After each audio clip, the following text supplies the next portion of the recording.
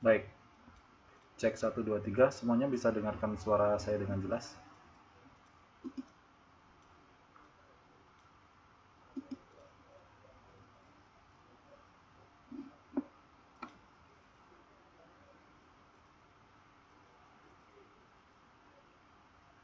Cek 1 2 3, apakah semua siswa bisa mendengarkan suara saya dengan jelas?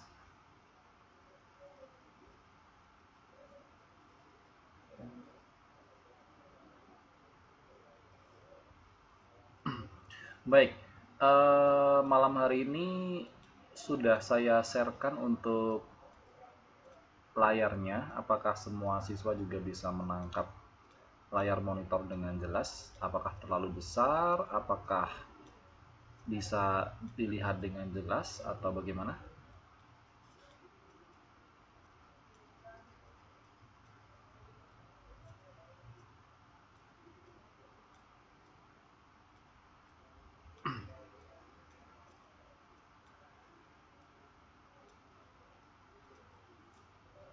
Baik, kalau tidak ada kendala, saya kira kelas pada malam hari ini bisa segera kita mulai ya. Untuk itu, saya buka terlebih dahulu kelasnya. Assalamualaikum warahmatullahi wabarakatuh. Ya, selamat malam, selamat bertemu lagi dengan saya di kelas saya tentu saja. Pada malam hari ini tanggal 20 Juni tahun 2017, hari Selasa. Alhamdulillah kita masih diberikan kesempatan kesehatan sehingga pada kesempatan malam hari ini kita bisa bertemu kembali untuk berdiskusi secara bersama-sama, untuk belajar bareng, dan untuk sharing terkait dengan ilmu pengetahuan dua materi sekaligus yang akan saya sampaikan pada malam hari ini, yang akan saya bagi menjadi dua sesi. Yang pertama, sesi pertama yaitu sesi pelajaran bahasa Indonesia, nanti kurang lebih 2 jam ke depan atau sekitar 80 menit. Tadi sudah terpotong beberapa menit untuk menunggu ya. Kemudian nanti di sesi selanjutnya, di sesi kedua akan kita lanjutkan dengan pelajaran pendidikan kewarganegaraan. Sebelumnya saya minta maaf sekali untuk pertemuan kemarin ya. Saya sudah bikinkan kelas waktu saya pergi ya. Saat saya mau pergi dari rumah itu kemarin, saya sempatkan dulu untuk bikin kelas dengan harapan saya bisa masuk kelas di pelajaran sosiologi kemarin. Tetapi ada sesuatu hal, saya terjebak macet kemarin dan saya sampai rumah itu sekitar jam 10 malam, waktu Indonesia Barat ya, waktu Indonesia. Kalau waktu Taiwan sudah jam 11 malam. Kemudian saya buka HP, ternyata Pak Aderi juga nggak bisa masuk. Nah, saya sebenarnya masih pengen masuk gitu ya, tapi sudah jam 11 malam, takutnya teman-teman sekalian sudah pada ngantuk ya. Jadi rencana saya bisa make up atau make over atau mengganti di pertemuan yang akan datang. Hanya saja mungkin lebih baiknya saya rekamkan offline ya, kemudian nanti videonya saya sharekan seperti biasa ke teman-teman sekalian. Karena tadi saya mendapatkan informasi dari Pak Farih, jadi mulai hari apa ya, tanggal 22 kalau nggak salah, tanggal 22 hingga tanggal 29 kegiatan belajar mengajar di program belajar kejar paket di bawah Yayasan Bakti Jaya Indonesia ini akan diliburkan untuk memperingati Idul Fitri ya, hari raya Lebaran Idul Fitri. Jadi nanti kalian akan diliburkan proses belajar mengajarnya dari tanggal 22 hingga tanggal 29 kalau nggak salah seperti itu. Kemudian tanggal 30 nanti kalian masuk lagi. Nah ini jadi kalau misalnya saya rekamkan saja yang kemarin gimana ya, saya nanti menjelaskan sendiri gitu materi yang seharusnya saya jelaskan kemarin untuk sosiologi, kemudian saya uploadkan ke YouTube dan saya share ke kalian. Dengan kalian melihat video tersebut, sudah saya anggap teman-teman sekalian sudah ikut kelas sosiologi gitu ya. Nanti kalau misalnya ada yang kurang jelas bisa langsung komentar di link YouTube tersebut, atau kalian bisa chat saya ke Facebook saya. Gitu ya. Jadi sekali lagi saya minta maaf kemarin tidak bisa masuk. Ya, kemarin saya kontak Mbak Cin sama Mbak Mary Artita ya. karena hanya bisa kontak pakai handphone ya. Sebenarnya kalau pakai handphone masih bisa mengajar, hanya saja materinya ada di laptop. Jadi ya kemarin saya terpaksa tidak bisa masuk. Ya, malam hari ini untuk pelajaran bahasa Indonesia kita masuk di pertemuan ke-6 ya. Seharusnya sudah masuk pertemuan ke-7, tapi waktu itu saya berhalangan hadir satu kali, jadi saya masih punya utang satu kali untuk pelajaran bahasa Indonesia. Oke, malam hari ini saya akan menyampaikan sebuah skill ya di pelajaran bahasa Indonesia ini tentang bagaimana mengekspresikan dialog dalam drama. Tentu saja kalian sudah paham ya drama itu apa, sudah ada gambaran paling tidak drama itu seperti apa. Nah, ini tinggal bagaimana caranya kita bisa mengekspresikan dialog sebuah drama ya. Nanti akan ada macam-macam bagaimana cara-caranya. Nah, ini akan kita bahas dalam topik pelajaran bahasa Indonesia pada kesempatan malam hari ini. Namun seperti biasa sebelum kita mulai pelajaran bahasa Indonesia pada kesempatan malam hari ini, mari kita buka terlebih dahulu kelas bahasa Indonesia dengan berdoa menurut keyakinan dan agama kita masing-masing, supaya dalam jalannya pelajaran nanti kita bisa diberikan kemudahan untuk menyerap materi, dan mudah-mudahan apapun yang akan kita pelajari pada kesempatan malam hari ini bisa bermanfaat. Berdoa sebelum memulai pelajaran. Berdoa, saya persilahkan.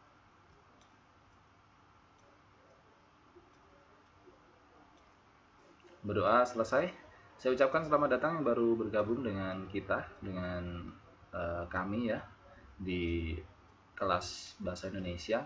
Sambil menunggu yang lainnya yang pada belum bisa masuk atau masih ada kesibukan di luar, takutnya nanti kalau digunakan waktunya untuk menunggu lama bisa-bisa habis ya waktunya ya. Jadi kita jalan dulu, nanti biar teman-teman yang sudah senggang waktunya dan bisa bergabung dengan kita tinggal bergabung saja, dan bisa mengejar ketertinggalan dari penjelasan-penjelasan saya dan lewat video yang akan saya uploadkan setelah kelas ini berakhir. Nanti akan segera saya uploadkan dan saya akan sharekan ke kalian semua.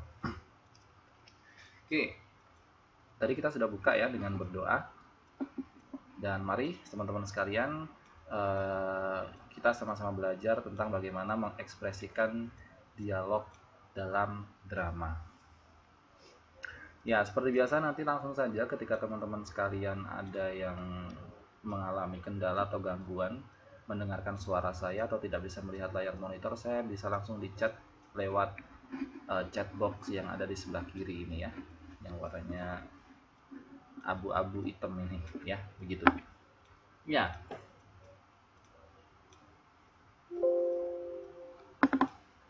Oke. Kita akan awali dengan pendahuluan.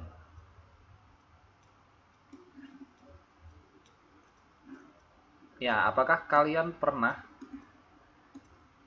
membaca dialog-dialog dalam naskah drama? Selama ini ya, selama ini di luar pelajaran bahasa Indonesia, pernah nggak kalian ketemu sebuah naskah drama atau paling tidak pernah melihat naskah drama atau yang berbentuk dialog-dialog begitu? Pernah nggak? Biasanya ini berhubungan dengan pementasan-pementasan seperti itu. Mungkin ada yang pernah ya, ada yang belum pernah.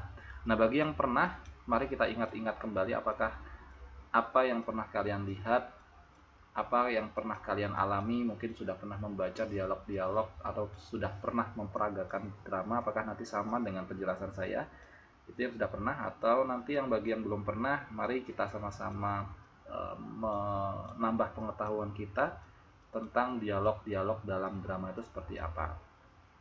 Nah, membaca naskah drama untuk dipetaskan itu memerlukan beberapa teknik dan keterampilan. Jadi, bagi kalian yang pernah melihat pementasan sebuah drama, misalnya drama legenda Prambanan, misalnya Candi Prambanan, kemudian drama Malin Kundang misalnya gitu, atau pernah melihat drama yang diperankan dengan judul Lutung Kasarung. Nah, seperti itu. Nah, mungkin kalian ada gambaran orang-orang yang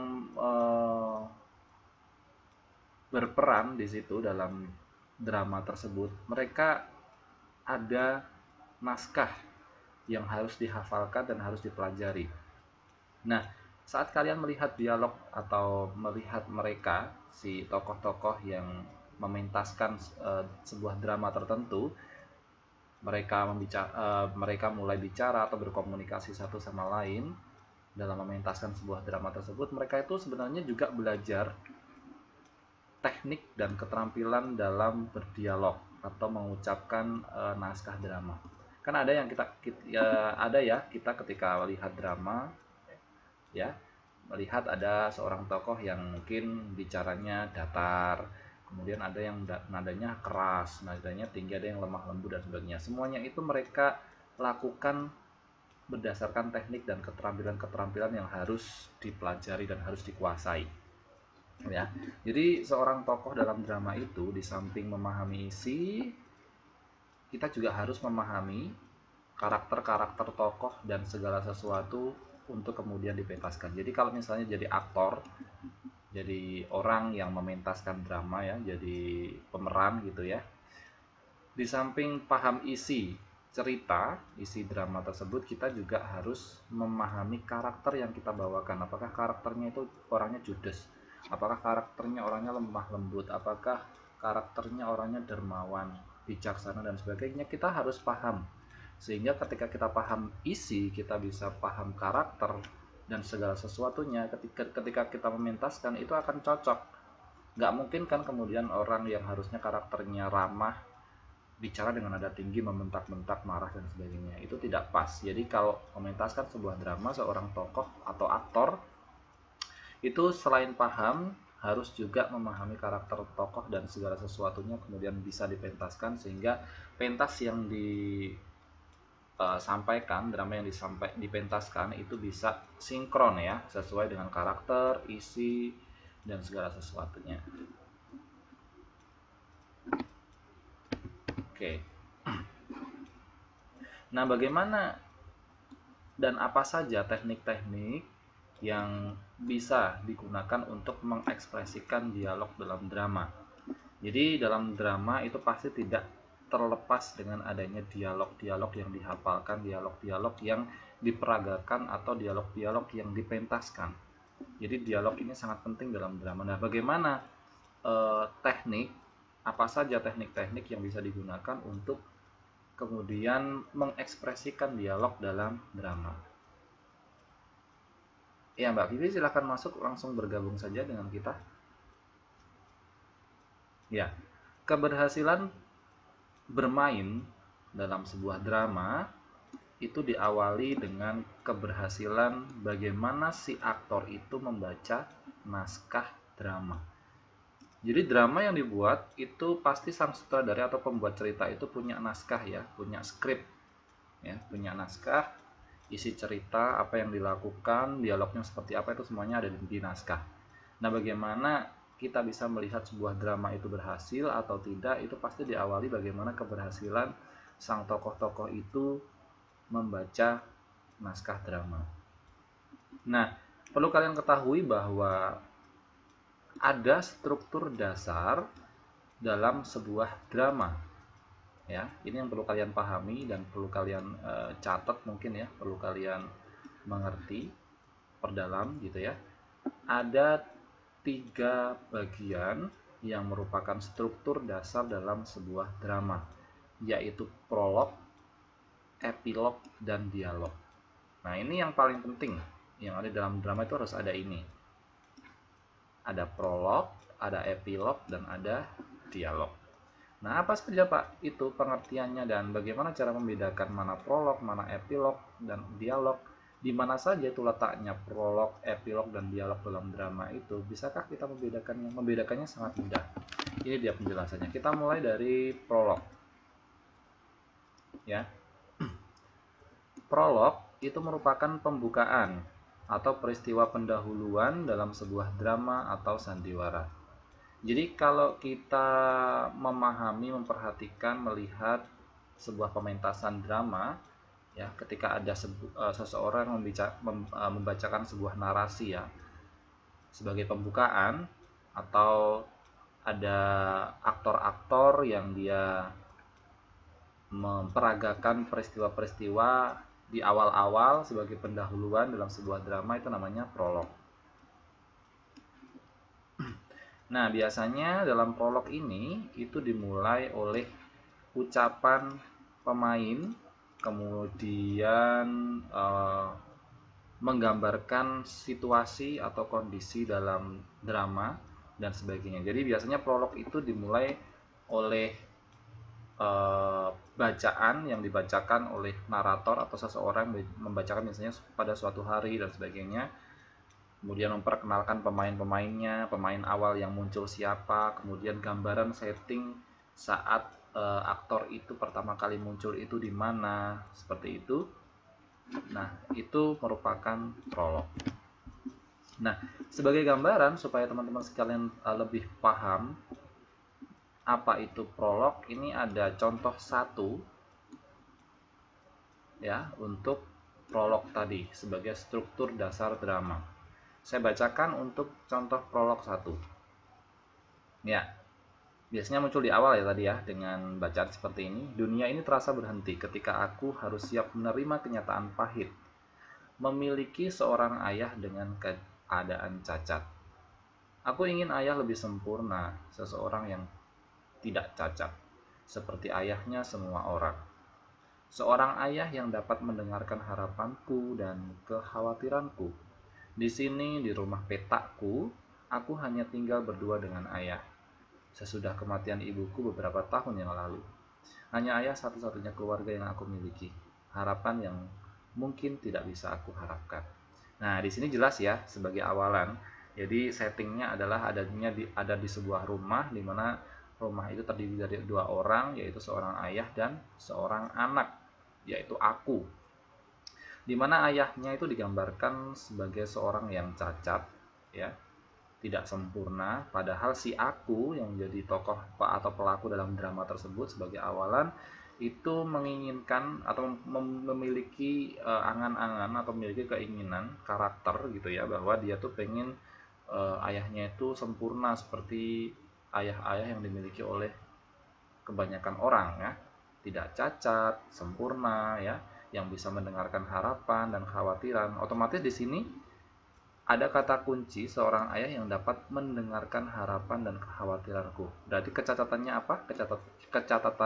Kecacatannya mungkin adalah tidak bisa mendengar, ya, tidak bisa mendengar gitu. Kemudian setting yang digambarkan dalam contoh prolog ini adalah di sebuah rumah, ya, yang dimana rumah tersebut hanya ditinggali oleh dua orang, yaitu si aku tadi dan seorang ayah. Nah, cerita ini digambarkan awalnya bahwa tadinya pernah ada tinggal seorang lagi, ya, yaitu sang ibu, tetapi 2 tahun yang lalu sudah, atau beberapa tahun yang lalu sudah pergi meninggalkan keluarganya, yaitu sudah meninggal dunia. Nah, itu dari situ kan kita sudah bisa menggambarkan ya settingnya apa, sedih settingnya ya. Kemudian bagaimana keadaannya itu sudah kita bisa bayangkan. Jadi awal-awal inilah yang kemudian menuntun seorang penyimak atau pemirsa itu ya, yang menyaksikan sebuah drama itu akan tertarik atau tidak. Jadi sebenarnya prolog ini fungsinya sangat kuat. Bagus atau tidaknya atau menarik atau tidaknya sebuah drama biasanya ditentukan prolog ini ya, dalam prolog ini, dalam awal atau pendahuluan.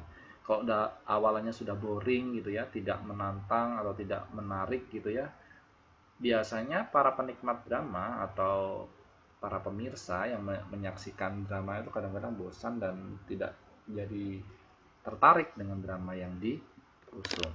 Ini contoh pertama. Nah, saya memiliki contoh yang lain. Ada contoh 2 di sini. Kalian bisa membandingkan. Ini masih contoh prolog ya. Ya, saya bacakan. Bagiku waktu selalu pagi. Di antara potongan 24 jam sehari bagiku pagi adalah waktu yang paling indah. Ketika janji-janji baru muncul seiring embun menggelayut di ujung dedaunan. Ketika harapan-harapan baru merekah bersama kabut yang mengambang di persawahan hingga nan jauh di kaki pegunungan. Pagi itu berarti satu hari yang melelahkan telah terlampaui lagi. Pagi juga berarti satu malam dengan mimpi-mimpi yang menyesakkan terlewati lagi. Malam-malam yang panjang, gerakan tubuh resah, kerinduan, dan helaan nafas tertahan. Nah, ini salah satu contoh prolog juga. Jadi, prolog ini ya, pendahuluan dalam drama ini menggambarkan bahwa seseorang amat menyukai pagi ya, dimana dia mengartikan pagi itu sebagai sesuatu hal yang baru, sesuatu hal yang muncul ketika hal-hal yang memuakkan, hal-hal yang memelelahkan sudah terlewati. Seperti tadi, mimpi-mimpi buruk mungkin ya sudah terlewati, mimpi-mimpi yang menyesakkan, kemudian hari-hari yang melelahkan, akhirnya pagi datang kembali. Itu menurut si tokoh ini merupakan suatu waktu dalam 24 jam yang paling ditunggu, yaitu pagi begitu. Nah, ini contohnya seperti itu. Jadi sebisa mungkin ketika kita melihat atau menyaksikan atau menyimak prolog dalam sebuah drama, kita langsung bisa membayangkan, bisa memperhatikan bagaimana cerita si drama itu mau dibawa gitu ya. Kita sudah paham settingnya, setting awal, kita sudah paham karakter dari pelaku, kita tahu tokoh utamanya, sifatnya, ya, dan sebagainya. Nah, itu prolog yang pertama. Kemudian epilog. Jadi ini adalah struktur dasar dalam pementasan drama atau naskah drama. Yang kedua yaitu epilog. Kebalikan dari prolog, epilog ini merupakan bagian terakhir dari sebuah drama yang fungsinya menyampaikan intisari cerita atau menafsirkan maksud cerita oleh seorang aktor pada akhir cerita. Epilog ini merupakan peristiwa terakhir yang menyelesaikan peristiwa dari cerita utama. Jadi epilog ini kebalikan dari prolog. Kalau prolog tadi adalah pendahuluan, awalan cerita yang bisa membawa kita untuk berpikir ya, untuk membawa kita mengenalkan tahap awal si drama itu mau dibawa kemana begitu. Nah, tapi kalau epilog itu merupakan bagian terakhir dari sebuah drama yang fungsinya itu menyampaikan intisari. Jadi setelah drama itu selesai dipentaskan, semuanya aktor udah keluar, semua aktor udah bermain, sampai di akhir-akhir ada seseorang menyampaikan intisari cerita, kemudian menyimpulkan maksud cerita dari aktor-aktor yang sudah tadi bermain, yang diungkapkan atau disampaikan pada akhir cerita. Nah, epilog ini merupakan peristiwa terakhir yang menyelesaikan peristiwa induk ya. Jadi sebuah babak terakhir di mana peristiwa induk itu, peristiwa utama yang ada di dalam drama yang diangkat itu disampaikan. Nah, ini ada fungsi utama dari epilog. Fungsi utamanya yaitu menyampaikan inti serta penjelasan-penjelasan mengenai suatu drama dan juga berisi dari kesimpulan atau komentar yang ada dari drama yang sudah disajikan. Jadi tadi yang seperti yang sudah saya sampaikan bahwa epilog itu memang adanya itu ada di akhir drama yang berisi penjelasan-penjelasan mengenai suatu drama yang berisi kesimpulan atau bisa komentar-komentar yang disampaikan oleh narator atau seorang tokoh gitu ya dari drama yang sudah disajikan. Ya, Mbak Isa, silahkan masuk, silahkan langsung bergabung saja dengan kita semua. Nah, ini contoh epilog. Saya menyediakan 2 contoh, jadi nanti kalian bisa membandingkan contoh epilog ini, gambaran epilog ini ya. Ya, saya bacakan. Kematian ayah yang begitu cepat membuatku sadar bahwa ayahlah segalanya. ayahlah satu-satunya lelaki yang bisa mengerti dan tidak akan pernah menyakiti aku. Setelah kepergiannya beberapa tahun lalu, aku benar-benar merasakan kehilangan yang teramat dalam. Kini aku menjalani hidupku dengan kesendirian. Hari-hariku terbalut kesedihan dan luka mendalam. Tiada lagi sosok ayah yang menemaniku, yang memanjakanku, dan selalu ada untukku. Aku yakin Tuhan akan menurunkan seorang malaikat yang akan menemani dan membuat tawa bahagia untuk hari esok dan seterusnya. Jadi dari epilog ini digambarkan bahwa tadinya drama gitu ya, mengisahkan mungkin kehidupan anak sama ayahnya yang harmonis gitu ya. Kemudian ayahnya yang merupakan satu-satunya keluarga yang dimiliki kemudian meninggal dunia, sehingga dia baru sadar bahwa ayahnya satu-satunya lelaki yang bisa mengerti dan menyakiti. Setelah ayahnya meninggal, dia baru paham tidak ada lagi yang mengerti dan menyayangi gitu ya, seperti itu. Dan tidak ada yang memanjakan, tidak ada yang menemani, tidak ada yang mendengarkan keluh kesah, seperti itu. Dan dia kemudian berdoa dan memahami bahwa mungkin suatu saat Tuhan akan menurunkan seseorang lagi yang bisa menggantikan posisi ayahnya, mungkin suami atau istri dan sebagainya. Itu kemungkinan pertama. Kemungkinan kedua bahwa mungkin dalam kehidupannya si anak sama si ayah itu tidak harmonis hubungannya, ya, tidak harmonis hubungannya. Selama ini si anak mungkin tidak menganggap ayahnya sudah memberikan kasih sayangnya, tapi anaknya tidak menerima dengan baik, sering mengabaikan. Dan ketika ayahnya meninggal, dia baru sadar bahwa selama ini perhatian ayahnya itu sangat luar biasa gitu ya, tidak pernah menyakiti, selalu mengerti walaupun si anak tidak pernah menganggapnya. Dia baru sadar bahwa ketika ayahnya pergi, tidak ada lagi yang menemani dia, dan dia merasa kehilangan dan sekarang dalam kesendirian ya gitu. Nah itu kemungkinan yang kedua. Jadi kita bisa membayangkan kemungkinan-kemungkinan yang terjadi dalam sebuah naskah drama. Itu contoh epilog yang pertama. Ya, kemudian contoh epilog yang kedua. Ya, ini contoh epilog yang kedua.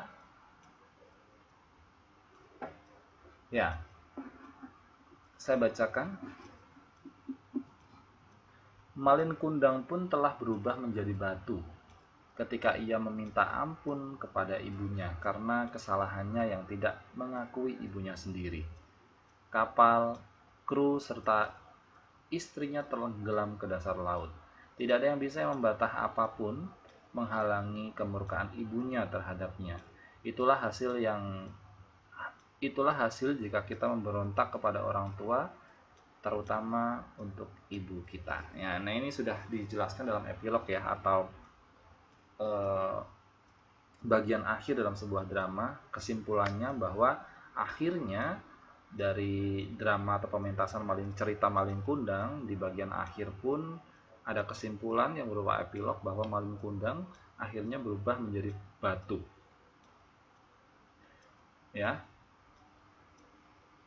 Ketika ia meminta ampun kepada ibunya ya, bahwa ibunya mengutuknya menjadi batu karena dia sebagai anak yang durhaka, tidak mengakui ibunya sendiri ya. Kemudian kekayaan yang dia miliki selama itu, istrinya beserta kru kapal akhirnya tenggelam ke dasar laut. Dalam hal ini ada petuah atau pesan yang bisa kita ambil, yaitu tidak ada yang bisa membantah ataupun menghalangi kemurkaan ibu terhadap seseorang ya. Itulah jika memang kita durhaka pada seorang ibu, kita tidak menganggap ibu kita berdosa dengan ibu kita. Dan ketika ibu sudah marah, ketika ibu sudah hilang hatinya ya, hilang kesabarannya, dan mungkin si anak sudah terlalu sangat jahat atau sangat menyebalkan, memuakkan, akhirnya si ibu itu melontarkan kata-kata ya bisa dibilang itu kutukan. Akhirnya si Malin Kundang dalam ceritanya itu berubah menjadi batu. Jadi itu sebuah pelajaran atau kesimpulan bahwa kita harus menghormati orang tua, terutama ibu kita ya. tidak boleh memberontak, tidak boleh membentak, ya, tidak boleh menyakiti dan sebagainya. Itu contoh epilog atau bagian terakhir dalam sebuah drama. Nah, selanjutnya adalah unsur dasar ketiga dalam drama, yaitu dialog. Nah, apa itu dialog? Dialog itu bisa dibilang percakapan ya, atau komunikasi antara satu atau dua orang atau banyak orang gitu ya. Jadi intinya berbicara, berkomunikasi, saling ngomong satu sama lain gitu ya, saling berdiskusi, itu bisa namanya dialog. Nah, di sini ada pengertian lain bahwa dialog itu merupakan media kisahan yang melibatkan tokoh-tokoh drama yang diharapkan dapat menggambarkan kehidupan dan watak manusia, problematika yang dihadapi, dan bagaimana manusia menyelesaikannya. Jadi dengan dialog ini sebuah drama itu bisa disimak dengan mudah, bisa kita tebak atau kita bayangkan atau kita bisa imajinasikan ya, sebuah cerita dalam naskah drama tersebut melalui dialog. Misalnya ada dua orang yang saling berdialog atau saling berbicara, misalnya antara pasang kekasih misalnya, atau dua orang teman, kemudian membicarakan tentang PR atau membicarakan tentang rencana liburan dan sebagainya. Itu juga sebuah dialog ya. Dari dialog tersebut kita bisa kemudian melihat, oh, orang atau tokoh pertama itu wataknya seperti ini, tokoh kedua wataknya seperti ini. Dari gaya bicaranya dia memiliki sifat yang ramah, dari gaya bicaranya dia memiliki sifat yang kasar dan tidak sabaran, misalnya begitu. Kemudian dari dialog tersebut bisa juga digambarkan situasi kehidupan, kemudian masalah-masalah yang ada dalam drama tersebut, ya. Dan bagaimana juga caranya dalam menyelesaikan kisah-kisah atau masalah-masalah yang dihadapi dalam kehidupan si tokoh tersebut. Nah, ini contoh dialognya. Ini ada ada 4 tokoh ya. Ada Brandon, ada Tommy, kemudian ada Anna, ada Ivan. Ya, ada 4 orang yang sedang berdiskusi. Ini contohnya dialog ya. Jadi biasanya naskah drama itu seperti ini, dialog. Jadi ada nama yang menjadi tokoh, kemudian dia dialognya apa atau percakapannya apa ya. Kemudian dari percakapan itu kita bisa langsung melihat, oh, ini harusnya nadanya pakainya tinggi atau rendah atau standar atau datar gitu ya. Nah, seperti ini Brandon ya. Pesan yang banyak deh, nanti aku yang bayar. Pokoknya kalian harus makan sampai kenyang. Kemudian Tommy menjawab, baru gajian ya, kok royal banget sih. Kemudian Brandon menjawab, bawel ah, mau ditraktir nggak nih? Kemudian ada Anna, iya jelas mau lah, hari ini kan giliran kamu yang keluar duit. Nah, itu tadinya ada 3 orang yang saling berkomunikasi ya. Si Brandon pengen mentraktir semuanya ya, pengen menyuruh 2 temannya itu untuk pesan semaunya, dia yang mau bayar.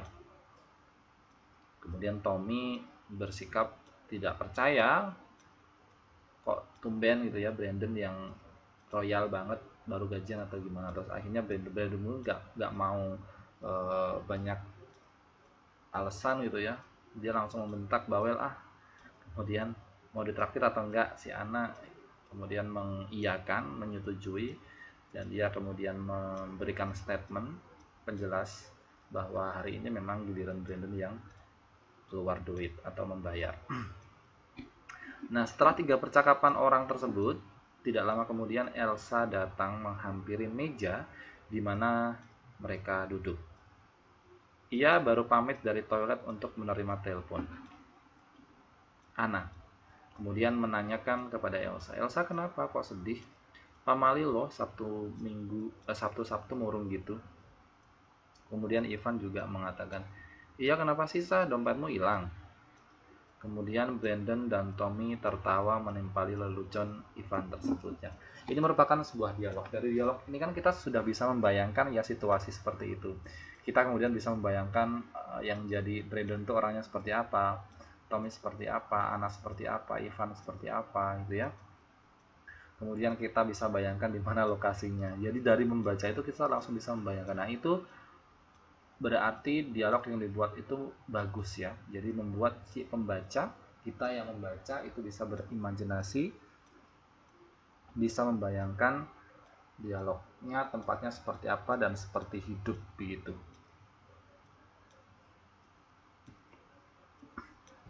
Oke, sampai di sini paham? Ada yang mau ditanyakan sebelum saya lanjutkan?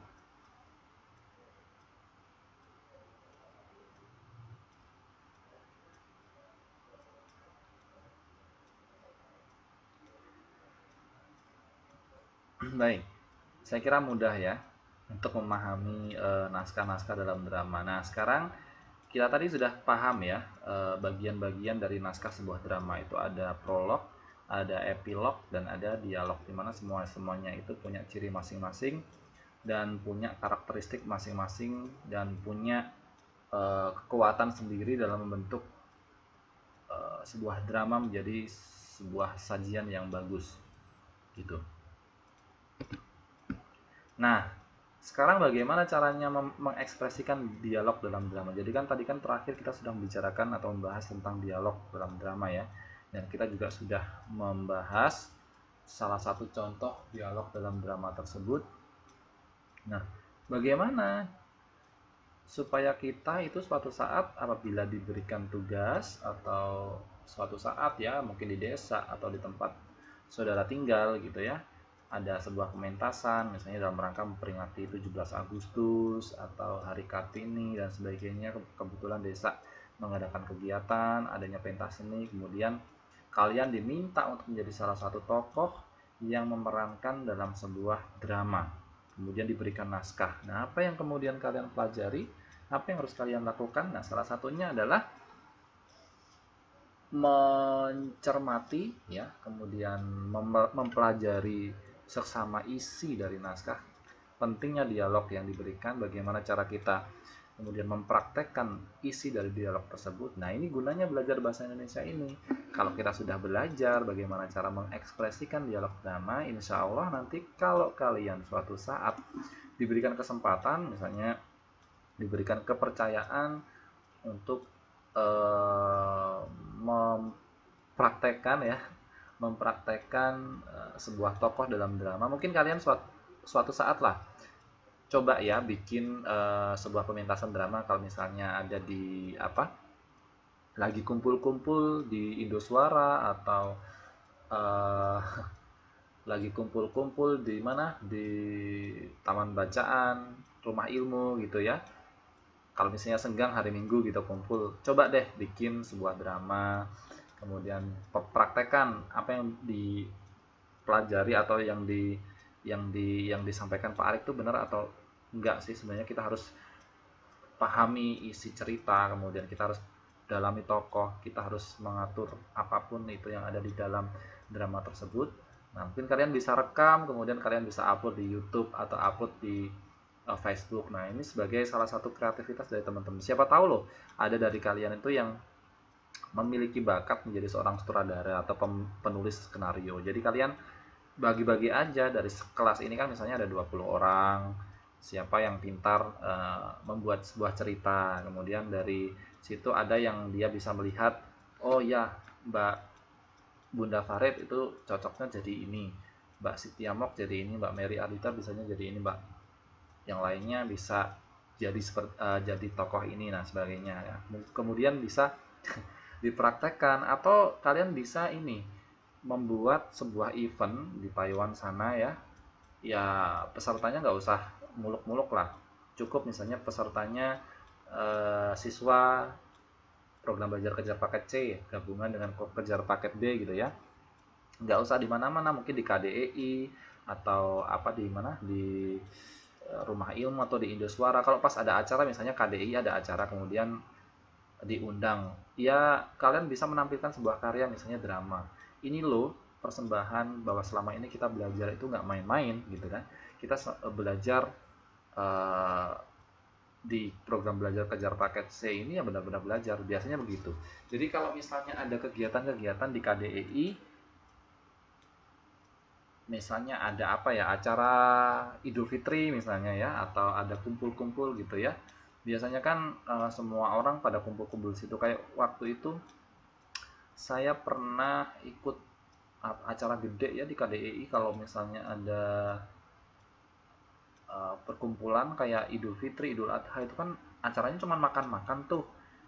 Jadi bisa diselingi dengan acara misalnya pementasan drama dari siswa kejar paket C ya. Nah, itu bisa dibuat kalian. Nah, itu nanti akan jadi branding sendiri bagi kalian. Nah, ini loh sebenarnya orang-orang atau yang kerja dan sekolah di Taiwan itu pun juga bisa berkreasi gitu ya. Kreasinya nggak hanya nongkrong di Taipei Main Station kemudian ngobrol-ngobrol dan sebagainya. Kreativitasnya bisa lebih yang di luar hal itu ya. Jadi bisa ditampilkan, ditonjolkan sisi kreatif kalian seperti tadi. Ada yang bikin cerita naskah, kemudian ada yang bikin dialognya, ada yang seksi casting ya, pemilihan aktor dan aktor dan perannya, kemudian kalian latihan, dan akhirnya mungkin suatu saat diberikan kesempatan untuk pentas, kalian pentas ya, nggak usah lama-lama, paling 10-15 menit gitu ya, continue gitu, itu insya Allah akan lebih bermanfaat gitu.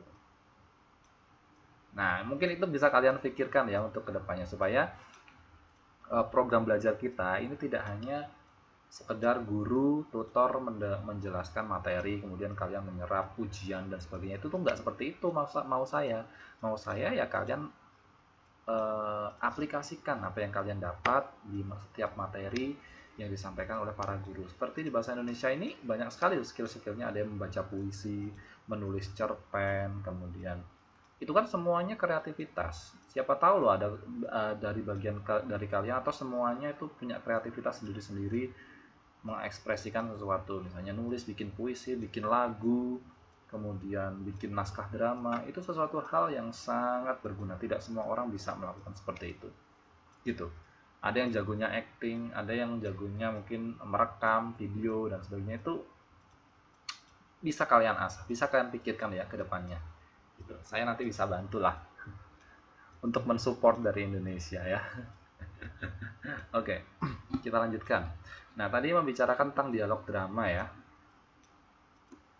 Membicarakan tentang dialog drama ini ada beberapa hal yang perlu diperhatikan, ada istilah-istilah tertentu supaya seorang aktor itu bisa menyampaikan sebuah dialog itu dengan pas. Ya. Bagaimana mengekspresikan dialog drama? Yang pertama yang harus dilakukan adalah membaca kata-kata dengan jelas agar terdengar ke seluruh penonton. Nah, ini penting sekali. Ini penting sekali. Jadi kalau kalian mementaskan sebuah drama sebagai pelakon, sebagai aktor atau pelaku dalam pementasan drama, ketika kalian membacakan sesuatu atau menyampaikan sesuatu, itu kata-katanya itu harus jelas dan terdengar ke seluruh penonton. Kalau kata-katanya mimble terus kemudian hanya menggema cuma gitu kan, ya nanti penonton bisa dapat apa itu ya. Jadi kalau mementaskan sesuatu itu harus jelas, A, B, C, D, E-nya itu harus jelas. Jangan ngomongnya diseret-seret, jangan ngomongnya itu ditahan di perut, jangan kemudian ngomong di dalam hati, apalagi ya penonton tidak bisa mendengar. Jadi bagaimana mengekspresikan dialog dalam drama, yang terpenting itu yang pertama adalah ketika kita menyampaikan dialog atau membacakan sesuatu narasi, naskah dalam drama itu harus jelas dan bisa didengarkan ke seluruh penonton. Nah, kemudian yang kedua, pada saat menyampaikan dialog atau membaca sesuatu naskah dalam drama, kalian harus memperhatikan ketepatan intonasi dengan tepat mungkin. Intonasi yang dimaksud di sini adalah yang pertama, irama. Jadi ada lagu ya, bukan lagu kemudian nyanyi gitu, enggak ya. Jadi nada kita ketika bicara itu harus pas dengan naskah yang ada di dalam drama. Kemudian diksi. Diksi itu adalah pilihan-pilihan kata. Jadi nanti pilihan-pilihan kata yang digunakan itu harus tepat menggambarkan situasi dan kondisi yang digambarkan dalam drama tersebut. Kemudian tempo. Kecepatan pengucapan. Jangan terlalu cepat, jangan terlalu lambat, tetapi juga disesuaikan dengan kondisi drama yang sedang dimainkan. Misalnya kalau menuntut seseorang itu harus berdialog dengan menegaskan sesuatu, temponya harus lambat dan jelas. Misalnya dengan nada kasar atau nada tegas nih. Misalnya dialognya seperti ini. Ada seseorang yang ingin menegaskan bahwa dia tidak salah. Misalnya begini. Saya tegaskan kepada Anda bahwa kemarin saya pulang dari kantor jam 8 malam, saya tidak membawa atau tidak mencuri handphone dalam kantor pusat seperti apa yang Anda tuduhkan. Nah, betul. Jadi ada penekanan-penekanan tertentu, ada pelafalan tertentu atau tempo, ya, kecepatan pengucapan sehingga tidak terlalu cepat dan tidak terlalu lambat, tapi disesuaikan dengan kondisi atau keadaan yang disampaikan dalam naskah drama, sehingga penonton itu pun bisa menghayati, bisa ikut terjun, bisa ikut memahami dengan seksama kisah yang diusung dalam naskah drama tersebut. Kemudian intonasi yang selanjutnya bisa kita perhatikan adalah dinamika, ya, tekanan-tekanan pengucapan. Jangan kok kita kemudian mengucapkan atau mengekspresikan dialog drama dengan nada datar, terus tidak ada tekanan-tekanannya, tidak ada gelombang naik turunnya dan sebagainya, itu tidak bisa. Jadi sesuaikan dengan naskah. Biasanya dalam naskah itu akan terlihat komplit ya bagaimana kita cara mengucapkannya gitu ya. Keadaannya seperti apa, biasanya ada tulisan miring yang menjelaskan tentang situasi dan kondisi. Nanti akan saya bahas, ada contohnya. Kemudian gestur. Gestur ini gerakan tubuh. Jadi bagusnya ketika kalian itu berdialog dalam drama, itu kalian juga menggerakkan tubuh kalian. Misalnya bisa memainkan tangan, kemudian memainkan atau menggerak-gerakkan bahu, kepala, ya, ekspresi dan sebagainya, itu bisa diseimbangkan atau bisa dicampur, ya, bisa digunakan gestur atau gerakan tubuh, dan juga ketepatan perasaan dengan isi. Nah, biasanya aktor-aktor yang sudah kawakan, jam terbangnya tinggi dalam pementasan drama, pembuatan film, sinetron dan sebagainya, ya, ketika dia sudah membaca sebuah naskah drama, dia paham perasaan seperti apa yang harus digunakan dalam mengekspresikan dialog tersebut. Misalnya dialognya kok kelihatan sedih, berarti dia bisa menempatkan perasaan sedih dalam dialog tersebut, misalnya dengan menangis atau dengan teknik ucapan atau irama yang dia menyayat-nyayat gitu, ya, sehingga penonton juga bisa merasakan kesedihan yang ada. Nah, ini teknik-teknik bagaimana cara mengekspresikan dialog dalam drama. Kemudian sikap dan penjiwaan itu harus sesuai dengan karakter, dilakukan secara wajar dan tidak dibuat-buat. Bagusnya drama itu dilakukan secara natural. Artinya natural itu adalah natural sesuai dengan karakter yang diminta dalam sebuah naskah tersebut. Jangan terlalu over, ya, lebay, dibuat-buat gitu, ya. Jangan seperti itu. Jadi penjiwaannya harus sesuai dengan karakter dan wajar. Kemudian yang selanjutnya adalah berlatih improvisasi dan dramatisasi dalam bentuk pengucapan kalimat-kalimat dialog sesuai dengan watak yang dilakonkan. Jadi ketika kita menyampaikan dialog dalam drama tersebut kan pelakunya sudah dibuat nih, wataknya seperti apa, karakternya seperti apa. Jadi sebisa mungkin kita bisa mengimprovisasi atau kita bisa membuat diri kita itu lebih improve itu artinya meningkatkan diri kita untuk bisa menjiwai peran serta mendramatisasi dalam bentuk pengucapan kalimat dialog sesuai dengan watak yang kita lakonkan. Nah, ini yang paling penting sebelum pementasan, ya kita harus berlatih secara berkelompok sesuai dengan tokoh-tokoh yang diperankan. Jadi setiap drama yang sukses itu biasanya ada sesi latihan yang berdarah-darah, ya. Ada sesi latihan di mana si pelaku itu harus menguras waktu dan tenaga untuk menjadikan sebuah penyajian drama itu menjadi sesuatu hal yang baik, sesuatu hal yang bagus gitu. Oke, kemudian ini yang terakhir, part terakhir tentang teknik bermain drama. Yang pertama adalah teknik muncul. Teknik muncul ini adalah pemain muncul pertama kali pada suatu adegan. Teknik ini penting dalam rangka menciptakan kesan pertama kepada penonton tentang watak yang dilakukan. Tekniknya dengan memberikan jeda atau berhenti sejenak sebelum masuk ke panggung. Nah, biasanya teknik muncul ini adalah teknik-teknik yang sangat krusial ya, sangat kritikal, time-nya sangat kritikal. Karena apa? Biasanya orang melihat sebuah drama itu dari kesan pertamanya ya. Ketika pemain-pemain pertama muncul kok tidak ada sesuatu hal yang menarik, tidak membuat penonton merasa antusias, lama-lama biasanya itu penonton sampai akhir nanti tidak akan antusias. Ini sangat penting teknik muncul ini. Kemudian teknik memberi isi. Teknik memberi isi ini adalah teknik memberi hidup dengan cara menonjolkan emosi dan pikiran di balik kalimat-kalimat yang diucapkan dan perbuatan yang dilakukan. Jadi ketika menyampaikan dialog, teknik memberi isi ini adalah menyelipkan emosi-emosi, kemudian improvisasi, gerakan tubuh, intonasi, dan sebagainya dalam berdialog atau dalam memerankan sebuah tokoh. Teknik ini menggunakan pengucapan. Tadi yang sudah saya katakan, bisa menggunakan gerak anggota badan ataupun mimik. Mimik, wajah, raut muka, dan sebagainya itu termasuk di dalamnya adalah memberikan dinamika, nada, dan tempo dalam berdialog. Ini juga bagian penting dalam drama.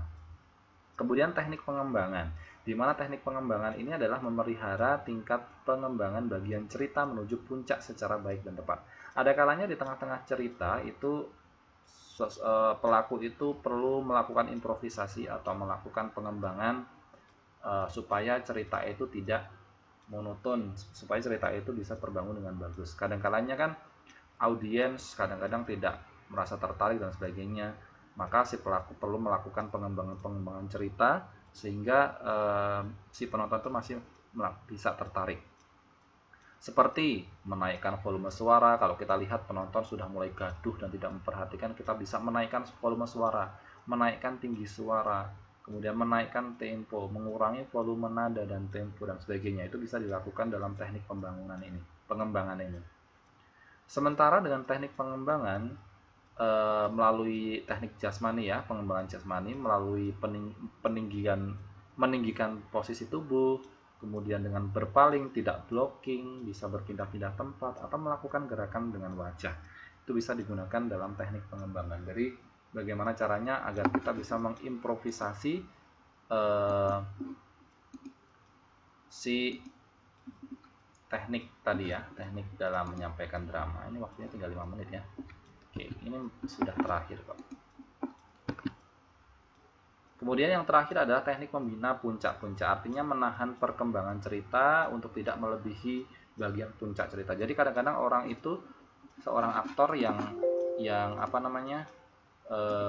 memerankan sesuatu, saking enjoynya kadang-kadang lupa ya ceritanya harus berakhir kapan. Jadi dia terus-menerus mengoceh, terus-menerus melakukan improvisasi sehingga tidak membina teknik-teknik untuk sampai puncak. Nah, caranya bagaimana? Caranya bisa dengan menahan emosi, menahan reaksi, menahan suara gerak emosi, kemudian dengan teknik bersama pemain lain menuju puncak adegan dan bergantian di panggung. Dan yang terakhir adalah teknik timing, artinya menyelaraskan antara gerakan dan kata-kata dan kalimat yang diucapkan. Jadi kita harus perlu tahu waktunya, ya, gitu. Oke, ini saya rasa nggak perlu. Nah, ini biasanya naskah drama itu bentuknya seperti ini ya. Jadi dalam sebuah buku naskah drama itu seperti ini, ada tokoh ya. tokoh ini biasanya dituliskan di sebelah kiri, ada gelandangan, ada abu, ada abu. Nah, di sini ada kata yang dicetak miring, ini adalah merupakan tindakan atau bisa disebut kramagung ya. Kramagung itu bisa menjelaskan situasi yang harus diekspresikan oleh sebuah pelaku. Nah, baru yang selanjutnya ini adalah dialog yang perlu disampaikan oleh pelaku. Jadi menjerit ketakutan ya. Kemudian dia berteriak, siapa nama kamu, artinya ketika dia mengucapkan siapa kamu itu dengan berteriak. Nah, itu biasanya naskah drama itu seperti itu. Ya, mungkin itu yang bisa saya sampaikan teman-teman sekalian. Tadi kita sama-sama belajar tentang bagaimana mengekspresikan dialog dalam naskah drama. Ada yang mau ditanyakan sebelum saya akhiri? Pas ya waktunya ya.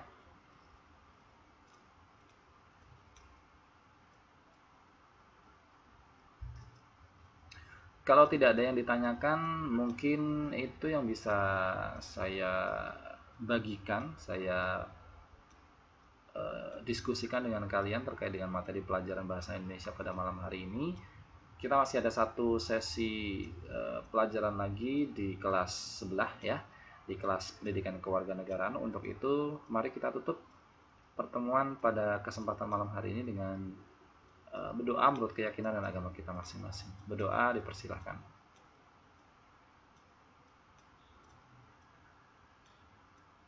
Iya, berdoa selesai. Saya kira cukup dari saya, kurang lebihnya mohon maaf.